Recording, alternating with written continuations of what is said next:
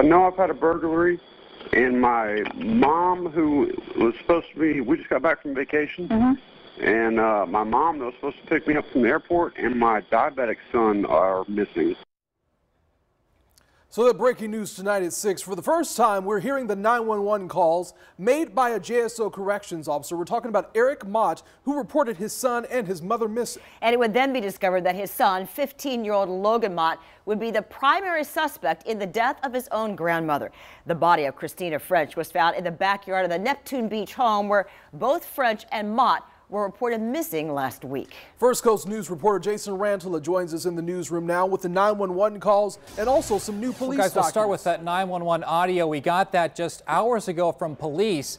It sounds like Logan Mott's father, Eric Mott, who's a JSO corrections officer, calling dispatchers about a burglary and saying his mom and son are missing. Now, in that 911 audio, you can hear what sounds like Eric Mott calmly describing the situation.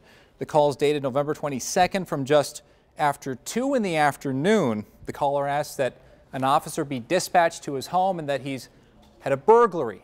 He says his mother was supposed to pick him up from the airport at 10 a.m. and that his diabetic son is missing. The caller says the keypad was ripped off his safe. Now here are some portions of that 911 audio.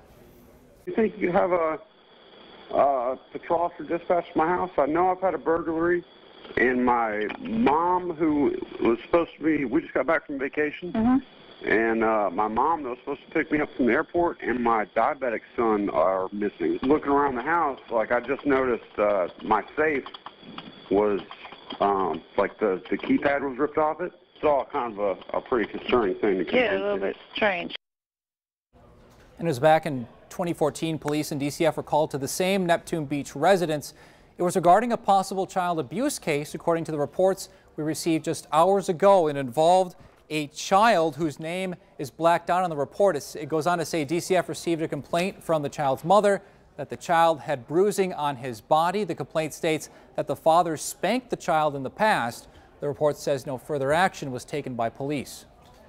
Neptune Beach Police report does not indicate whether this incident involved Logan Mott or his father, Eric Mott. Back to you. Thank you very much. So how did we get to this point today? Let's take a closer look back at the timeline of events. Police say Logan's father, Eric Mott, returned from vacation on Wednesday, November 22nd, to find his son and mother missing. They were reported missing, triggering a statewide alert. Adding to the cause for concern, the Neptune Beach house where they vanished from had been ransacked as well. 2 days later, on November 24th, authorities discovered the grandmother's body buried in the backyard of the home. She had suffered a gunshot and multiple stab wounds. That same day, investigators said that they had video surveillance from South Central Pennsylvania of a person matching Mott's description and what looked like French's car. Shortly after 7 Friday night, police pulled over Mott after he tried to make a U-turn on the Peace Bridge landing into Canada in Buffalo, New York. Inside the car, authorities say they found 3 guns and a blood-stained knife. On Tuesday, Jacksonville police issued a murder arrest warrant for Mott. Now, Mott remains in jail tonight in Buffalo. He's being held without bond. He is scheduled to be back in court Friday.